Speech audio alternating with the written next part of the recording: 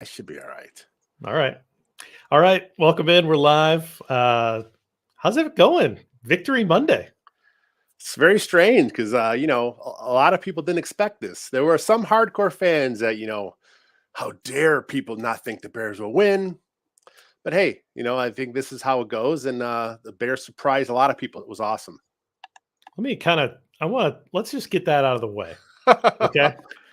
So I'm going to be writing our picks columns this year, Yes. and we're picking money line, we're picking spread, and we're picking over-unders every week for every game. Okay. We're doing it with all of these other writers across all of the teams and, Yes. people that cover the whole league and all this. ESPN, CBS, I mean, Tons national of people. publications, hundreds of people through Tally site, of course. Yeah. This is not what we want to happen. No. This is what we see happening.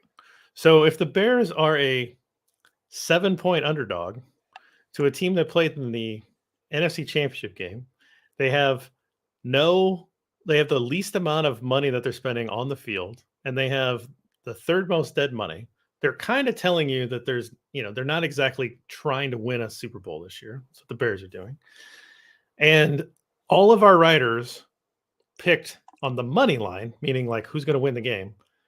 They picked the 49ers, as did probably 95+% of everybody that picked on Tally site. It was about that. I think it was pretty high, actually. The spread, which is like, do you think that this game is, fair in terms of how it's handicapped? Everybody except for Bill Zimmerman took the Bears on our site. So all of the writers thought, well, actually, we think that the Bears are much more competitive than that touchdown spread. They're going to keep it close. We talked about that. Talked about that on the 10-minute drill, the preview show, about how this style of coaching will be able to keep this team competitive in games, and it's going to actually, keep them in games that maybe they wouldn't otherwise be competitive in. And so I feel like we had it pretty well scouted, but the Bears did a great job. We'll get into it here. They did a great job of not only keeping it close, but making some big plays. They were on their heels early. The defense just kept kind of holding up. The offense didn't get going until the second half, but weird field conditions, you throw in, and these are all professional football players. There's a lot of things that can happen. Like, of course we know that anything can happen in the game. And of course we know that, the underdog can win. And of course we want the Bears to win. So I don't really understand what some of the comments were all about. It's weird because it's like we get lumped in with like the national media. It's like, I guess we're media, but we're Bears fans. So it's like, yes, we may pick against the beloved. We're never rooting against the beloved. But we got to be true to ourselves. We got to say, hey, this looks like it could be a tough game. And, if we're wrong, I want to be wrong every week if I pick against the Bears. I want the Bears to go 17-0, but such is life here, I guess.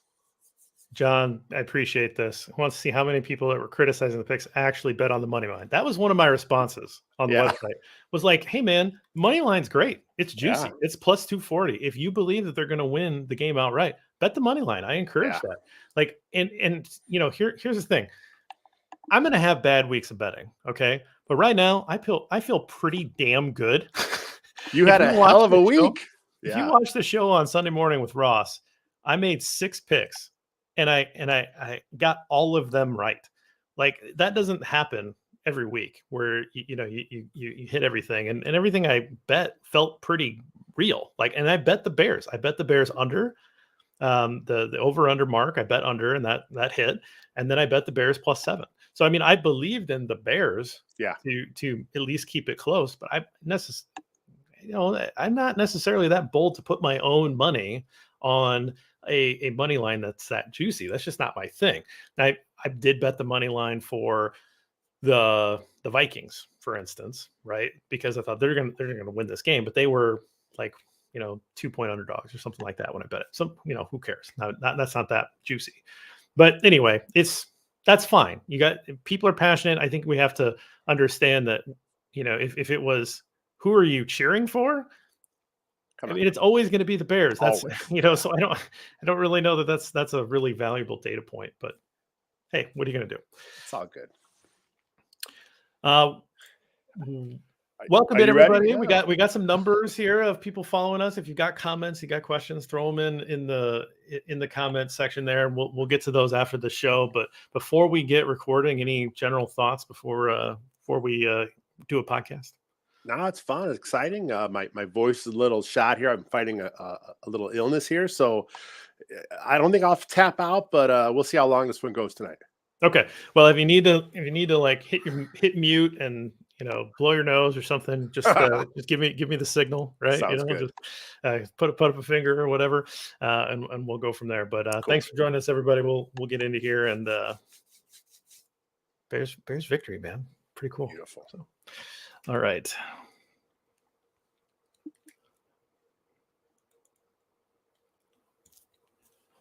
Welcome to Bear and Balance. I'm Jeff Berckes, a writer for Windy City Gridiron, and I'm joined by the editor of that fine website, Lester A. Wiltfong Jr. Lester, anything interesting happened yesterday?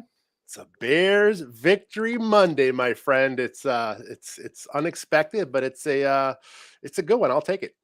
Yeah, the Bears, 7-point underdogs, managed to take a 19-10 victory off of the San Francisco 49ers, who came to town, were met with rain, which you would think in San Francisco they would understand rain, but they melted away under the soggy conditions at Soldier Field, which it looked like a slip and slide by the end of the game, and that's how the players certainly took advantage of that in the end zone with one of the most iconic shots in recent memory here. But an unexpected and very pleasant way to start off the 2022 NFL season. I loved hearing that it was an offensive lineman who gave Justin Fields the idea to lead the team down there and do that slip and slide move. That's classic right there. Which one was it? The way. He didn't say who it was. In his press conference, he said he wasn't sure. He said he thought it was an old lineman that mentioned it. So I'm going to go with it. It was an offensive lineman. Yeah, well, I mean that, and honestly, it only makes sense, right? I mean, offensive linemen are generally the ones that want to do belly flops into the pool, and they're the ones wanting to set up the slip and slide because they bring a little bit more to the table. There's a little bit more cushion when they execute that slip and slide move. So, they are uniquely built for that. So, well, we'll get into the categories here. We got a lot to talk about because there was a lot of interesting stuff that happened. I don't know how much you can take away on a game like this because of the field conditions and sort of the sloppiness and the back and forth and all that. But it's football. It's real football. It counts in the actual win column. And so there are some things that we're going to go through. We are going to start off this show like we do every show with our Trench Tribute. And this year we're partnering with our friends at Portillo's. $100 gift card if you're interested in Portillo's. And you say, you know what, I don't have one that's close to me. Doesn't matter. They ship all across the United States. So it's good if you're in the United States, get in this thing. We're trying to give away $100 every week. Comment on Twitter, comment on the webpage, send Lester an email if you're listening to this podcast, comment on the YouTube. But by the way, if you comment on the YouTube, you might have to back that up with something where we can track you down, because what happened last time, Lester? We're still waiting on the last week's winner, the winner from the preseason game, to let us know how to contact them to send them his gift card. Yeah. So if you maybe want to go back and check if you won just check that one. If that was you, because basically all we're asking to do is comment with your Trends Tribute of the week, wherever you're watching this or listening to us. If you're watching it on YouTube at WCG, if you're watching us through via Twitter or Facebook, or if you're listening on a podcast, same way. If you're wherever you're listening to us, send us that email for the podcast guys at. What is our email? secondcitygridiron@gmail.com, and that's second 2ND, Second City Gridiron, and we'll get you entered in the contests there as well. We want to give away $100 every week. We want to give it away.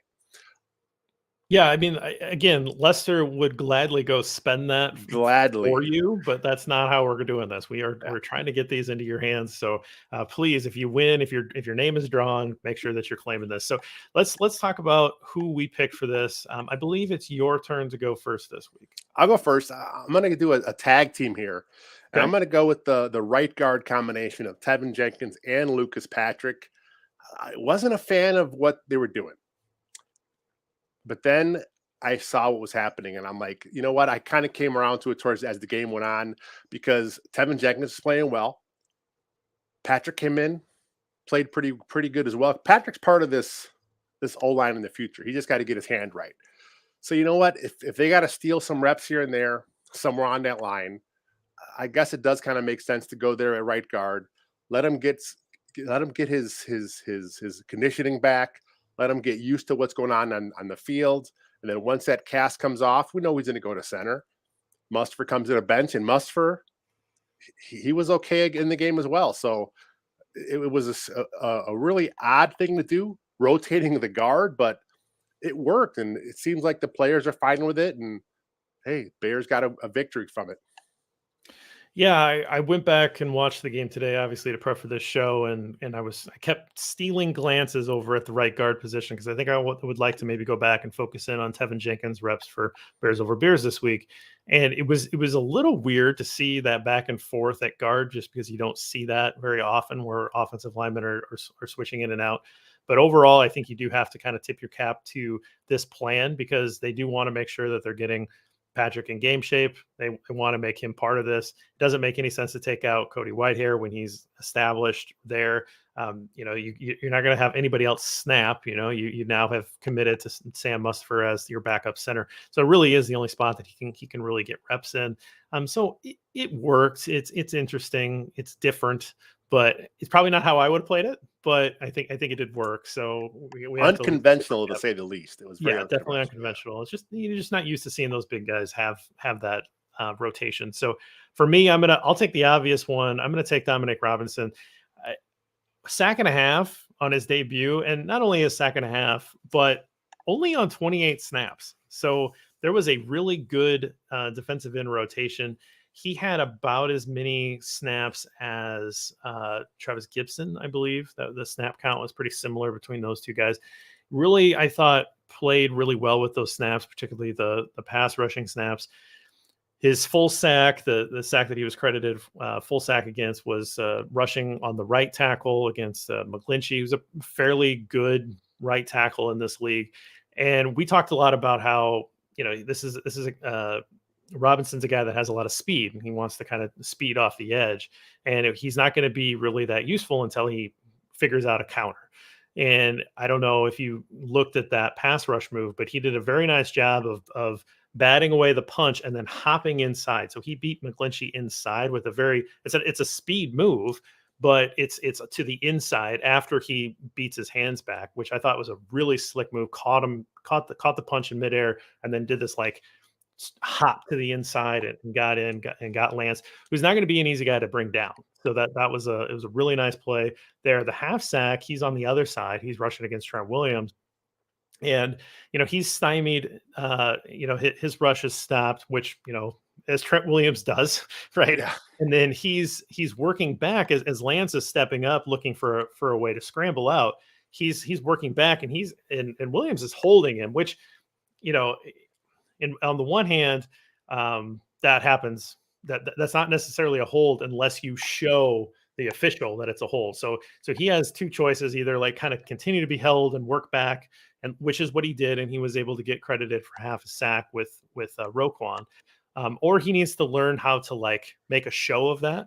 If he feels like he's getting held, he needs to kind of show that he's trying to get away and show that jersey ripping off of him. That's honestly how you get the flags here, especially against a guy like Williams, who's a savvy pro. Williams probably would have let him go had he made that move, and he might have gotten away just a split second free, might have had the whole sack to himself. Those are little things I think he'll probably pick up on. But again, first one, great move, great speed. Second one with the shared sack, great determination to work his way back and clean it up with Roquan. We talked about him in the preseason a little bit, and he had a couple nice plays in preseason, all based on his speed. And, we mentioned that, where some Bears fans were fawning over him, we were both like, well, the speed's one thing, let's get there. But there's other rushes, he got stymied. He had no counter for it.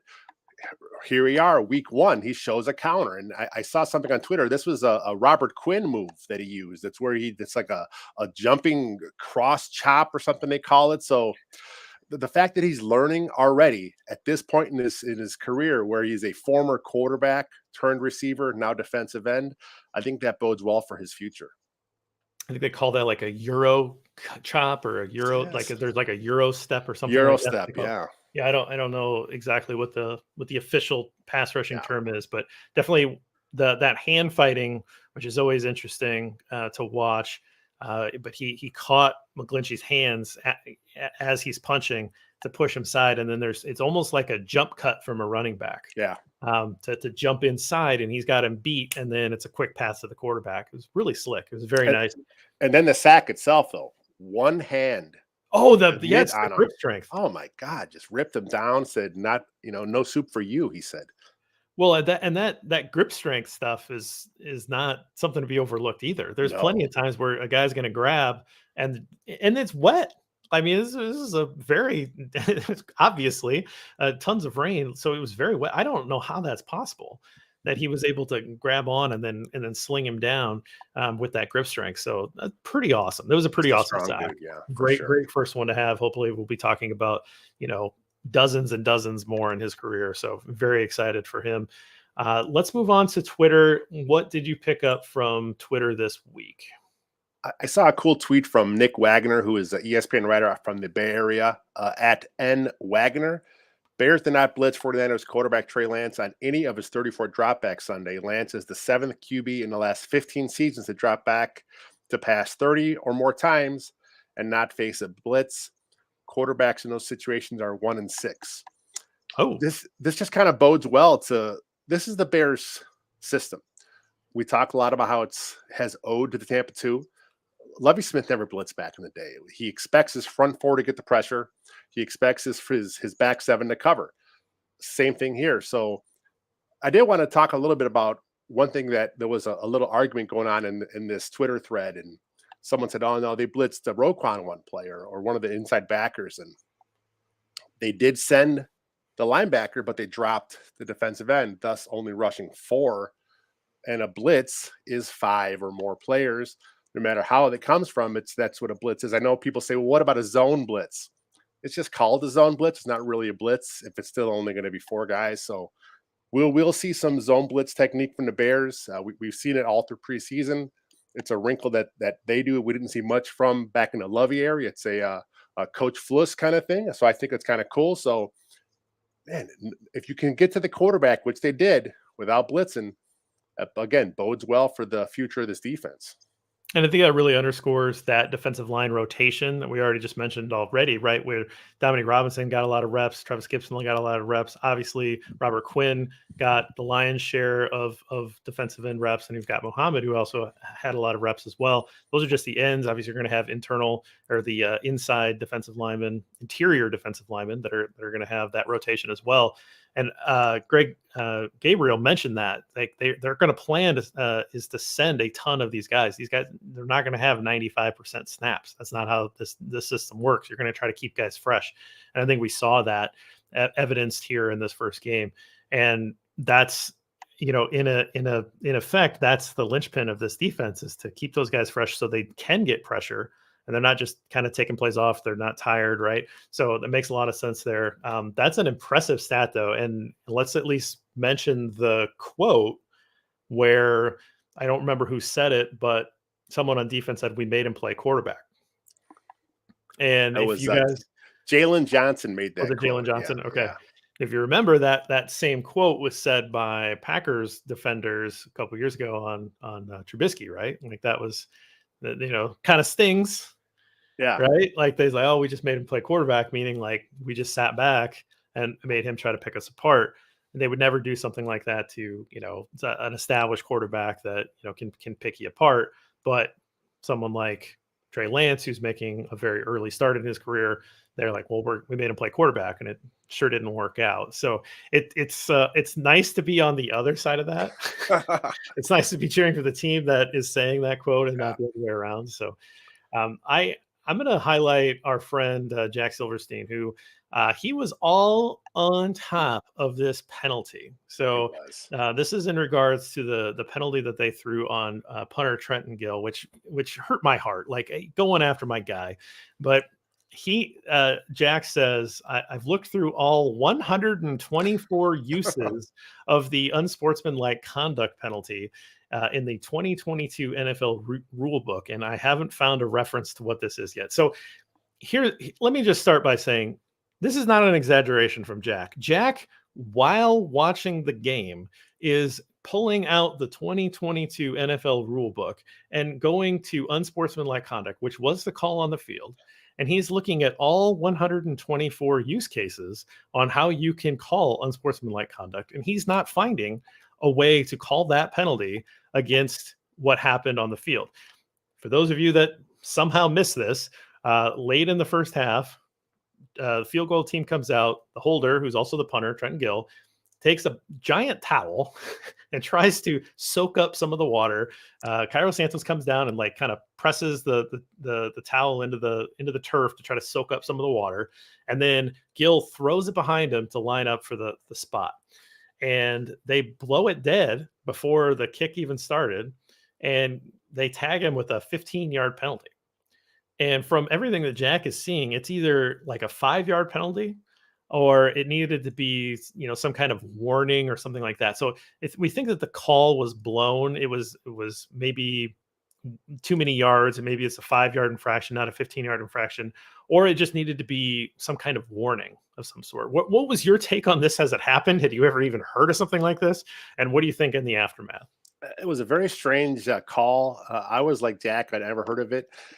I mean, he's doing the research. He's looking for it. It was cool though, because Cairo Santos, he took the blame for it. After the game, he said it was his call, and what they were trying to do was, it wasn't because he wanted to soak all the water up, which is that's part of it, but he wanted to flatten down the grass. I guess it's one thing they always do, is they always flatten it down, and he didn't want to use his foot to do it because he didn't want to get his foot soaked.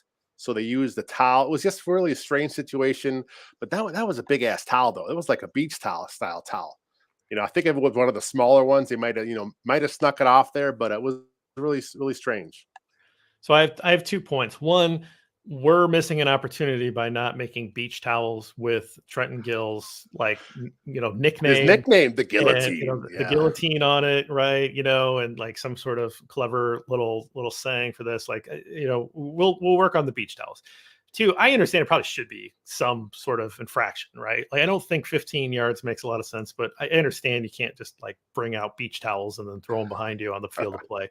I do think that given the circumstances, they could have just like stopped the play and warned both sides or something, or given the conditions of the field, this may have been a point of emphasis. Is the referees meet with both teams before the game. They don't meet with all the players, but they meet with like coaches. They meet with somebody, right?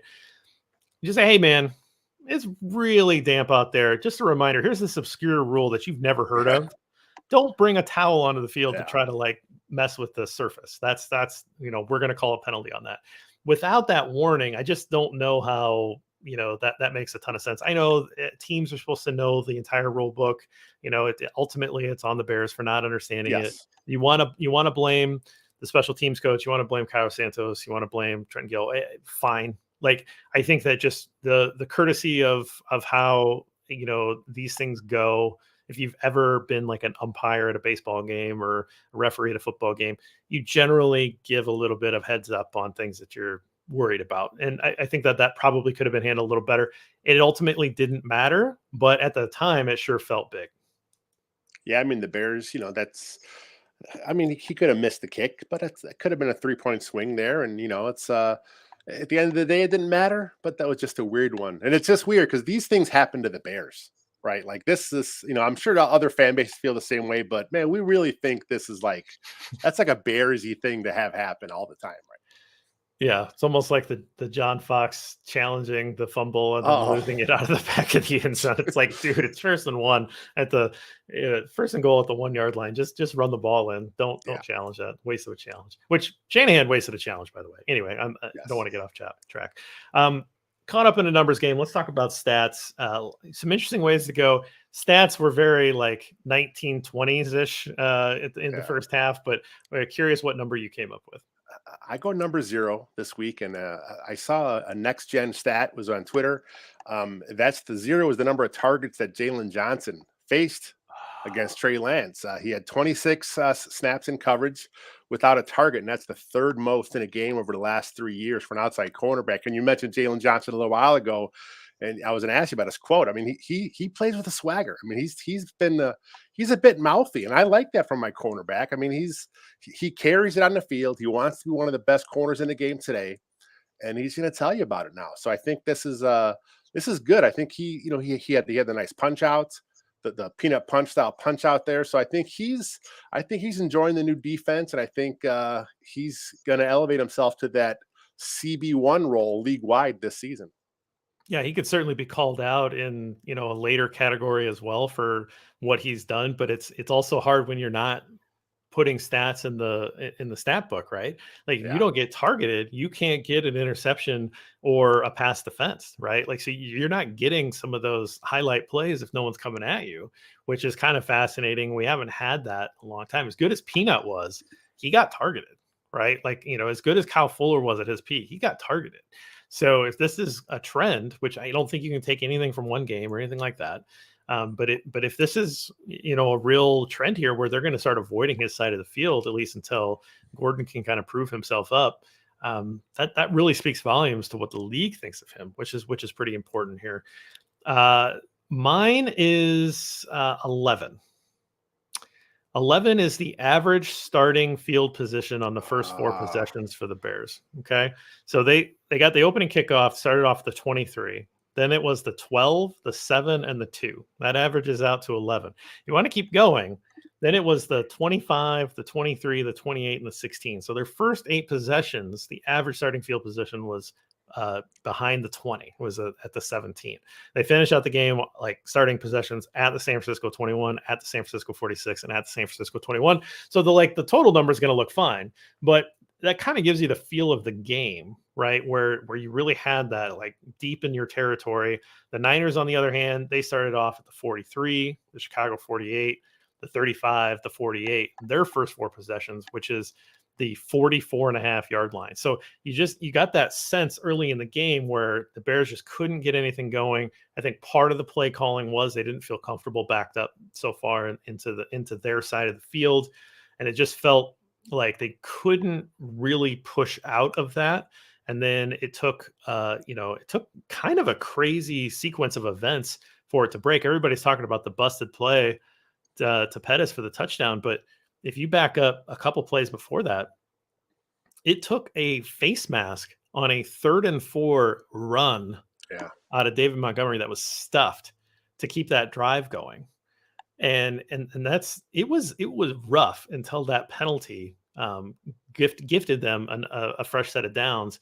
And then a couple plays later, that was a 3rd down play. A couple plays later was the broken play pass to Pettis. I'm glad you mentioned the field position because there was a lot of complaining going on about how conservative the Bears were.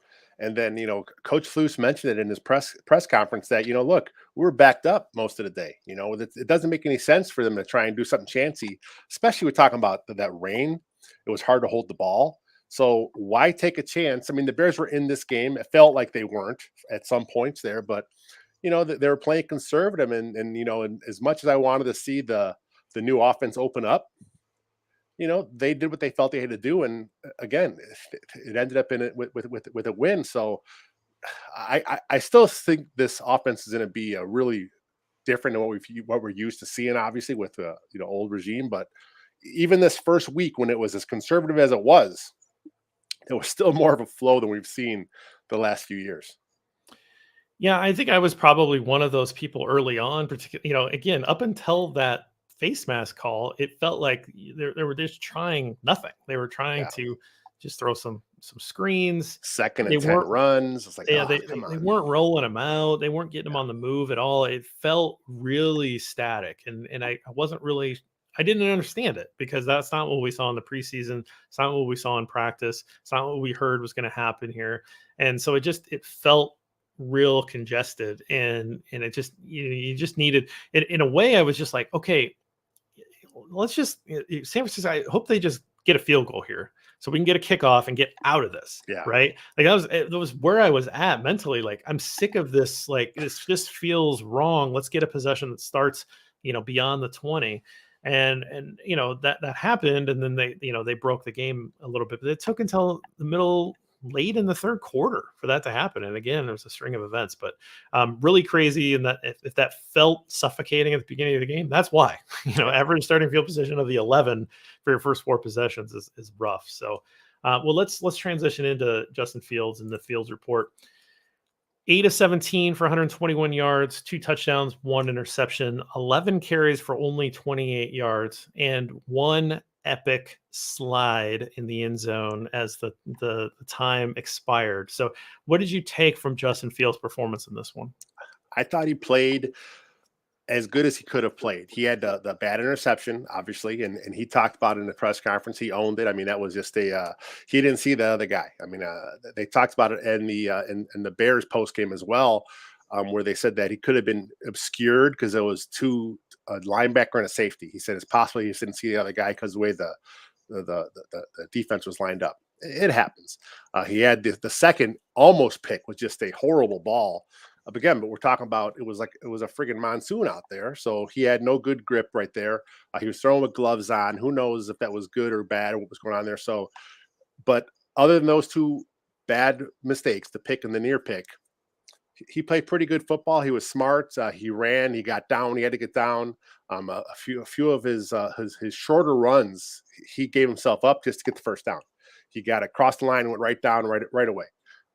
And then I think he had 3 kneels at the end that kind of killed his average a little bit. But I mean, what do you expect from him? At this stage, week 1, horrible weather, wind, rain.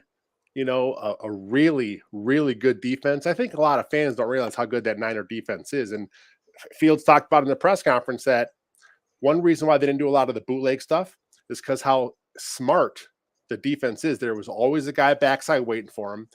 A lot of teams, they chase like the backside defensive end. That's how those bootleggers get them. Field said that the Niners had a guy every single time, very disciplined. So that has something to do with all the shotguns that we saw the Bears doing so. But overall, pretty good. Yeah, this is the defense that carried that Niners team to the NFC Championship game. Yep. And if not for a dropped interception by Jaquizy Tart, that team is in the Super Bowl and maybe even, potentially a Super Bowl champion. So they were very close last year. It's a new year, but that defense is still really good, or supposed to be really good. So it's not crazy that they would have, even in good field conditions, held the Bears to limited production. But I'm always going to mention the stats. We're always going to talk about the stats because that's where we start from. I don't think the stats are important at all in a game like that because it's tough to judge anybody off of that. I think what happened was he was able to keep that offense going. His improvisational nature was able to break a couple plays open, and that's all that was needed, right? This is a game where the defense kept this team in it, and you just needed a couple plays. And he was able to provide those couple plays on offense. And that's what you need. That's what you need from your leader. That's what you need from your quarterback. And he was able to do it. He certainly looked better than the counterpart on the other side that got drafted well before him. But I don't think you heard anything about that. He's happy to be in Chicago. He's not one of those guys that's publicly addressing carrying a chip on his shoulder. He's in Chicago. He's happy to be a Bear. I'm happy he's a Bear. I'd rather have Justin Fields than Trey Lance. Same. Yeah, he talked about it a little bit. They tried baiting him during the week, and of course they did. He wouldn't take it. He said, "Hey, I'm happy where I'm at," and he's glad they passed on him. So that's really all he'd say. So, like most Bears fans, we're happy he's the guy. All right, we're going to take a quick break. On the other side of this, we're going to get into everybody's favorite segment, the Three Bears.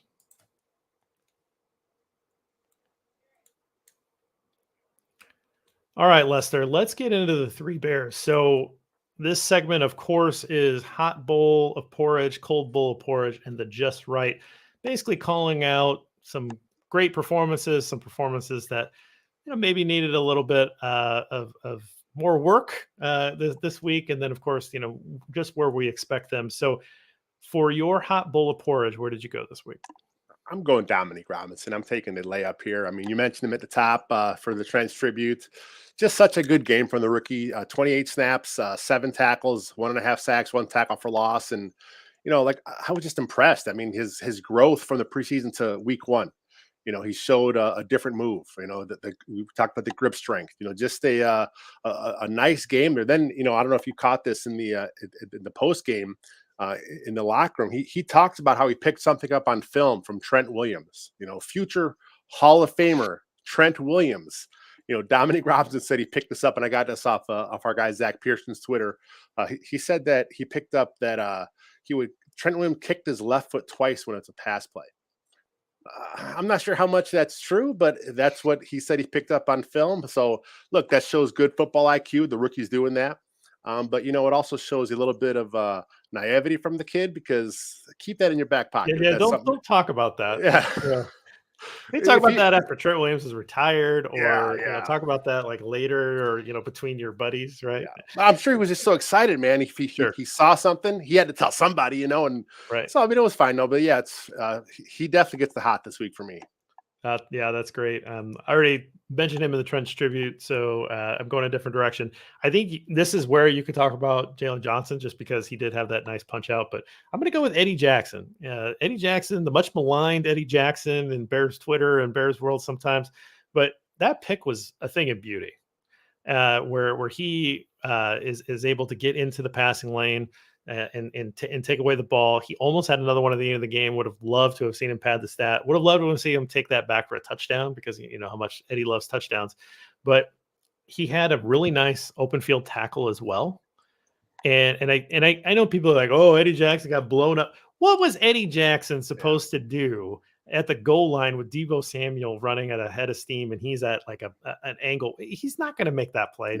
No free safety is going to make that play. So I'm not worried about that one, but he made a very nice open field tackle, stopped the guy for a minimal gain.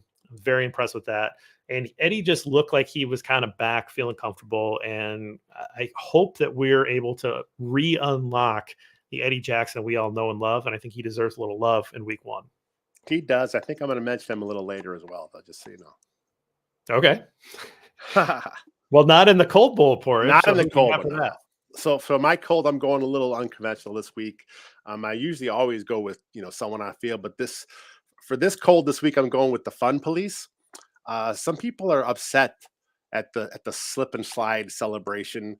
I saw stuff on Twitter and on Facebook, on social media, and some comment section that, hey, act like you've won before. What? It's the same kind of stuff that happened with the club dub stuff. These guys are professionals. They're playing a game. I'm just curious, these people that are criticizing them having fun and celebrating, I'm assuming they didn't play at a pro level.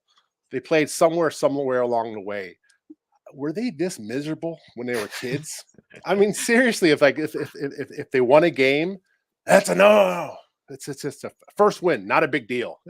Celebrate, man. There are only so many of these wins in a lifetime. Enjoy them, dance, be happy, sing, celebrate, whatever you got to do. Hop around, dance, whatever it is. I just don't understand the point of it. How many mud games or pool games have you played in your life? I remember one. I remember we played a mud game as sophomores, and at the end of the game, we went and did the dive to dig into the mud, because it was the celebration, right? And we had fun, playing in mud or playing in snow or playing in this pool in this deluge. It's fun. It's different. Playing in the element is a different thing. You have an opportunity to go on a slip and slide on Soldier Field after you pulled an upset, after you heard nothing but negative talk from the national media and probably even some of your local media for the last 3-4 months about how you didn't surround Justin Fields with enough protection. You didn't surround Justin Fields with any wide receivers. They're all garbage. You don't think those guys hear that? You don't think that was a release valve for them to beat the 49ers, who were in the NFC Championship game last year, in a rain game? Hell yeah. I'm happy that they did that slide. That was fantastic. That was fun.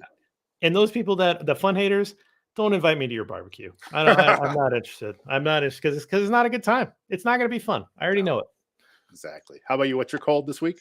All right, cold this week. I think that we have to at least mention Braxton Jones's tough first quarter. He got beat for a couple sacks. I think that that's at least worth mentioning. He did bounce back. Looked like he played a pretty solid rest of the game. Only 17 pass attempts from field, so not a lot of pass blocking opportunities for him, but had a very tough first quarter. I do want to mention David Montgomery's line is pretty brutal. 17 for 25. 3 of those carries at the end of the game were just running out the clock. So even if you take away 3 carries, it was still rough. Where Khalil Herbert's yards per carry were 5 yards per carry. Herbert looked much better, really shot out of a cannon. I don't know. When I went back and watched, I wasn't necessarily like, oh, he just looks terrible. It's, he's still David Montgomery. He's still fighting for yards. I I think it was a matter of getting hit in the backfield and not being able to make a guy miss. Maybe the field condition, maybe he's just not a mutter, right? Maybe the field condition for him just didn't play for his game.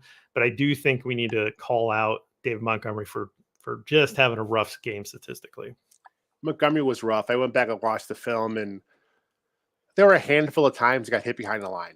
There were a handful of other times where he kind of didn't like what he saw, and he tried to make something happen where he probably could have just, tried to just, bowl forward with what he could, but still wasn't going to get much. It was nothing there. As far as Herbert goes, he had a few more open lanes to run through. I just think the way this game kind of played out, you saw more Herbert than I think we're going to see as the year goes on. I just think if it was more of a traditional offense where there's more passing going on, I think you had maybe more Treston Ebner out there a little bit on occasion, more Montgomery in the passing game. But Herbert's definitely a quality running back. He's got to put the whole thing together, and it's a good call on your part talking about Montgomery a little bit here. Yep, I think it's something to watch as we move forward. So, just right. Is this where you're? I'm going Eddie here. Yeah, Yeah. I wanted to make sure I found some place to fit him in during the show, and I wasn't sure if you were, So, yeah, like you said, 3 tackles, he had the pick, and there was a great tweet by Matt Bowen where he actually breaks down the interception. It was just a different coverage. They had Brisker was the deep safety, and Jackson kind of played the robber safety where he kind of was up front. And he just read it perfectly. And this is the kind of stuff that he can do because he's always had great instincts. He's never been a physical thumper, but like you said, he had a couple nice, tackles in here. And I think he's on his path back to the Eddie Jackson that we all want to see. Yeah, and hopefully fans are willing to re-embrace Eddie Jackson. A lot of fans seem to have made up their minds that they're done with Eddie Jackson. They're seeking out ways to not like him. I'm a huge Eddie Jackson fan. I'm an Eddie Jackson apologist. Put him in the right position. I think that he'll play well. I'm going to go for my just right with his new battery mate in the back there, Jaquan Brisker. Thought he played a really nice first game. He was Johnny on the spot there with that fumble recovery. I thought he forced it in live time, right? It looked like he forced it with his shoulder. Maybe it was like an assist, but I think that ball was coming out because of the punch out. But he's right there, has the presence of mind to wrap that up as a fumble recovery. So that was nice. But really what got me was that TFL where the Niners looked like they were driving for a touchdown. He pops in the backfield, has a tackle for loss. That thing gets stymied. They have to kick a field goal. That was a thing of beauty. And that's what Jaquan Brisker can do for you is he can play in the back end, he can play in the intermediate, and he can play behind the line of scrimmage. And again, I said this in the preseason. I think he's going to be a fan favorite real quick. And I think he showed you a little bit of why that is yesterday. We just mentioned 2 of his roles in the last 2 segments. I mean, in yours, he's up in the box. I talked about the pick from Jackson. He was the deep guy in center field. So he's an all-around safety. I know a lot of fans think because he's physical, they like that aspect of his game. He can cover. He was good in coverage at Penn State. We've talked about him all preseason. Going to be a fan favorite. He has Pro Bowl potential, and it's going to happen sooner than later, I believe. Well, great. Well, we are going to close the books on this week 1 victory. For those of you that are watching us on YouTube, appreciate you coming and joining us. We'll stick around and go through some questions here in a bit. For those of you that are listening and want to check this out, we're going to go live, we think, every Monday at 6 o'clock, as long as the Bears are playing on Sunday, of course. The day after, 6 o'clock. If it's a Monday game, obviously, it'll be later in the week. this is the schedule, and then Robert's going to be doing the post game. So if you're interested in that, Bear With Me is going to come right after the game, and then we've got a bunch of stuff coming up. Right, Bears Over Beers is going to focus on player evaluations. You're always going to have Bill Zimmerman with good guests. With Bears Banter, Taylor Dahl is killing it with her focus on first contract players, Making Monsters, our new podcast. And then Robert and I are doing the 10-minute drill. And of course, you've got T Formation at the end of the week to kind of wrap it up. And you've brought on an expert who incredibly valuable, such a smart idea, bringing on Mason West to actually give you real medical opinions crazy, on these injuries. It was just like, whoa, this took T Formation up to a whole new level. And so we're really proud of this lineup this year. Make sure you're checking us out wherever you like to get your information. We're really happy about it. We're really excited about it. Get your player of the week in for your Portillo's chance. We'll get that $100 gift card out to a winner here in a couple of days. What else going on? Yeah, I think you hit it on the head. I mean, we got so much stuff on the site, on the YouTube channel, and on the podcast channel. I mean, it's jam packed. There's something for everybody, and we're excited to how this season's going to play out as far as us on the content creation side. But man, if the Bears are going to keep winning, it's going to make it really exciting. Yeah, it's one of those things where I kept saying, like, hey, guys, wins and losses aren't important this year. It's about building the foundation. And then the first win, you're like, wins are pretty fun, though. Let's do it. Yeah, keep winning. I like these. Wins are fun. Yeah. All right, guys. Well, we'll get out of here. Thank you so much. And we'll see you next week. Bear down. All right. Comments. Yeah, I'm glad you touched on the schedule. If you guys were looking like, hey, where's Robert? Yeah, Oh. so you guys who don't know, Second City Gridiron and Run Past Opinion have merged. I mean, we're all in the same family anyway, the same Windy City Gridiron family. We were doing stuff with him anyway. He was doing stuff with us. We're on the site anyway. So Robert's like, hey, guys, let's just combine them. My platform is much bigger, obviously, than Second City Gridiron, which has only been around about a year. So we merged them.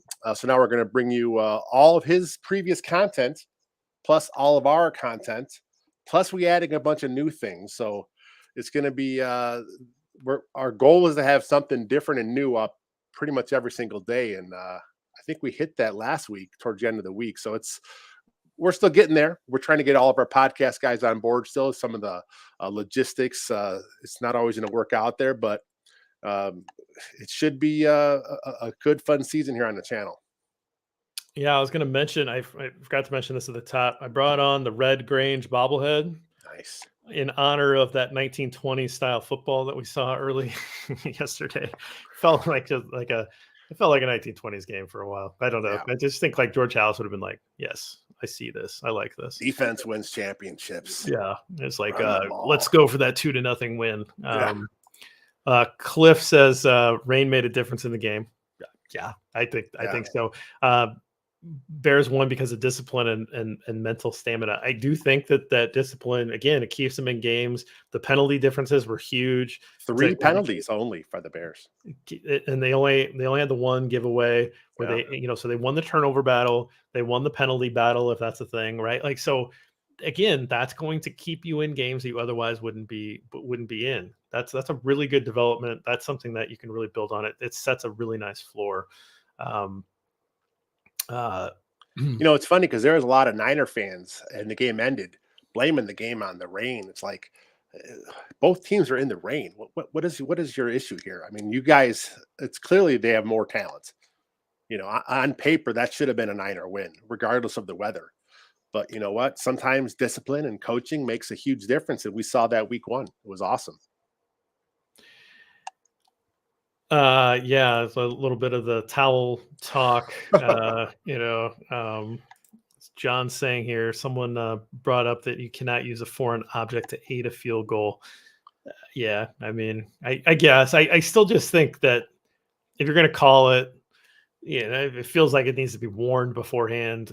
That's just my opinion. Maybe that's a little homerish. You can call me on it if you want, but well, the Bears said it was there. That they took the blame. They took ownership. Yeah, it would have been nice as a referee. Hey guys, this is a monsoon here. The field is like, puddles everywhere. Just a reminder, don't bring out your beach towel today because it's not going to happen. We got to make beach towels. We do got to make some. Jordan, appreciate the shout out yeah. to the backdrop. I did put up new pennants. I've had them for a very long time. I have not figured out where to use them. So the wife actually recommended putting them up. And then I got this lovely gift. It's actually an autographed helmet from one Mr. Brian Urlacher. This was a gift to me from a friend. And so figured I would display this while we podcast. And then maybe I'll, rotate something to put on top of it. Maybe that'll be a fun thing. I don't know. It's a much nicer background than I feel like I'm beating you on the background. Well, right? It's like I have an area set. It's a work in progress. I can't really debut it until I have enough stuff up there. My wife's gonna help me on it. I got a couple items to hang, but it's like every time we have an idea, I was like, this is not going to hold up to what JB's got going on here. I mean, it's as it is. If I'm going to be, if I can't be the best, let me be the worst. So right now it's the bedroom curtain and a couple pictures and. Yeah, you're definitely bringing up the rear right now, but that's okay. Somebody has to. Cornelius, this wasn't an insult to call it a broken play. I mean, and again, I probably would call it a broken play if someone's scrambling, if Herbert or Mahomes is scrambling. It's not putting him on a different level. It's that clearly wasn't the structure of the play for him to scramble out of the back of the pocket. I mean, it was a very great play athletically and improvisationally from him. It's not a negative statement. It's not me, bagging on Fields or anything like that. It's great. He went to the other side of the field. He found scramble drill worked. He found there was somebody, I think it was Baldy maybe breaking it down where scramble drill started and Montgomery kind of came towards him and pulled defenders with him, which left Pettis by himself. And then we didn't mention it on that play. You got to give some props to Equanimous St. Brown, who had the block down the field. He stuck, and that's why a lot of what they liked about him was that he was a good blocker, and he showed it there. Like he took the play down the field. That play doesn't score if ESB isn't out in front. So really great all the way around. It's not a negative to call it a broken play. It's improvisation at its best. Beautiful play. Marcos said we covered this, but Robert's going to be streaming. I think tomorrow night, right? Tuesday nights? Sundays after the game, and I believe Tuesday nights. You also have to give Robert a little bit of slack this year as he's a new papa. Just had a baby. Yeah. You got to give, there may be nights where he's late or frazzled. His that beautiful head of hair of his may not all be in place. You got to give him a little bit of a slack here.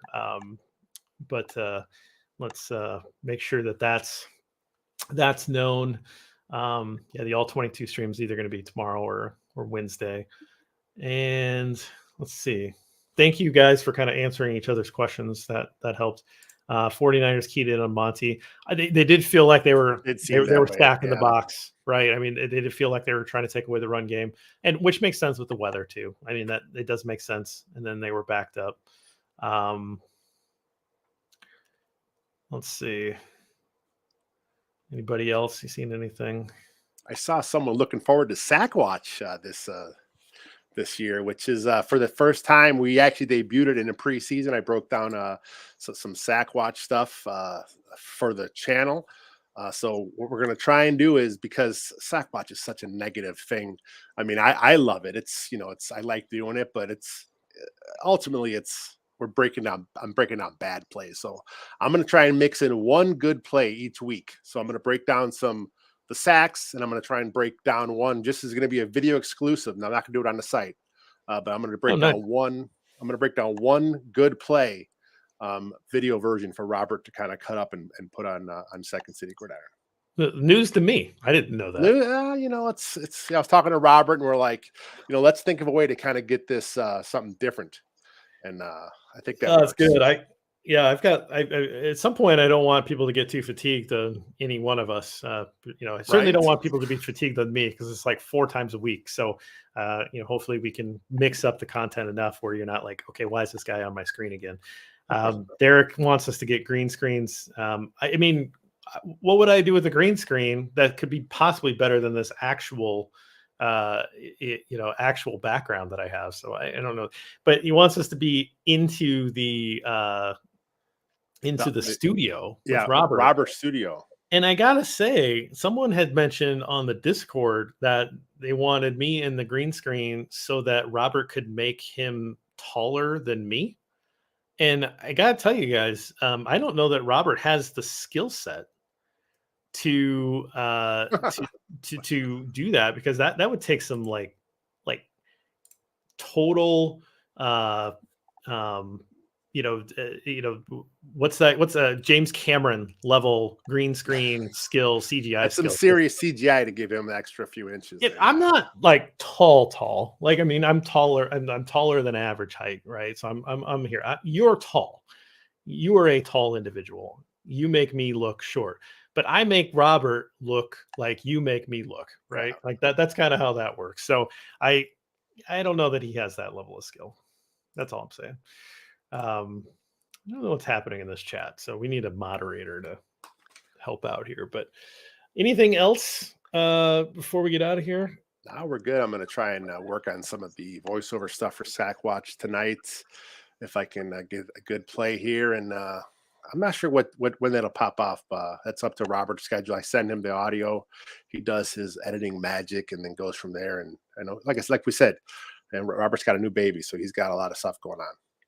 Yeah, we put a lot on everybody's plate. There's not a lot of like open space, like you're walking around at the buffet line and you're starting to put stuff on top of other things. That's kind of how it felt a little bit when we started the year. And it's like, okay, 17, 18 weeks of this, let's see what happens. Yeah. But we're having fun. And it's always more fun to cover a team that's interesting and playing well. And even if the wins aren't always going to be there, I'm really excited about like covering this team, because this brand of football is fun to watch. Yeah. So that's what I'm looking forward to. Yeah, and then make sure you guys do the Trench tribute. Make sure you guys double check back and see, if you won. And if you guys know, I think his name is MB from the last show. If you know him on YouTube, let him know, hey man, you got $100 waiting on you. I've got him sitting right here. I just need to like fill out a card, put your address on it, and send it away. So bought stamps and everything. Nice, we're all set. So, all right, guys, thanks for joining us. Appreciate it. And we will see you next week. Thanks.